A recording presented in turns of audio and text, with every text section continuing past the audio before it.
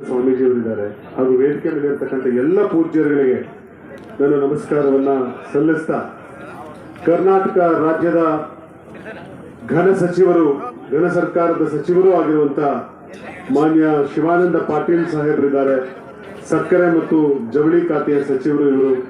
ಹಾಗೆ ವೇದಿಕೆ ಮೇಲೆ ಇನ್ನೂ ಅನೇಕ ಜನ ಹಿರಿಯರಿದ್ದಾರೆ. ಈ ಭಾಗದ ಜನಪ್ರಿಯ ಶಾಸಕರಾಗಿರುವಂತ ಮಾನ್ಯ ಆನಂದ ನ್ಯಾಮೇಗೌಡರು ಕೂಡ ಈ ವೇದಿಕೆ ಮೇಲೆ ಇದ್ದಾರೆ. ಹಾಗೂ ವೇದಿಕೆಯ ಮೇಲೆ ಅನೇಕ ಜನ ಕಲಾವಿದರನ್ನ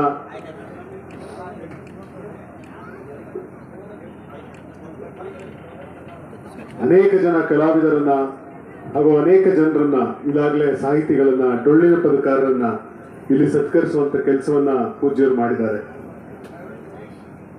ಪ್ರೀತಿಯ ಬಂಧುಗಳೇ, ವಿಶೇಷ ಏನು ಅಂತಂದ್ರೆ ಕೃಷ್ಣಾ ನದಿ ತೀರದಲ್ಲಿ ಈಗ ತಾನೇ ಶಿವಾನಂದ ಪಾಟೀಲ್ ಸಾಹೇಬರು ಹೇಳದಂತೆ ಒಂದು ಭೂಮಿಯ ಮೇಲೊಂದು ಕೈಲಾಸವನ್ನ ಮರುಸೃಷ್ಟಿ ಮಾಡೋ ಥರದಲ್ಲಿ ಆ ಕಡೆ ಶಿವನನ್ನ ಇಟ್ಟು ಈ ಕಡೆ ಕೃಷ್ಣಾ ನದಿಯ ತೀರದಲ್ಲಿ ಒಂದು ಸುಂದರವಾದ ಮಠವನ್ನ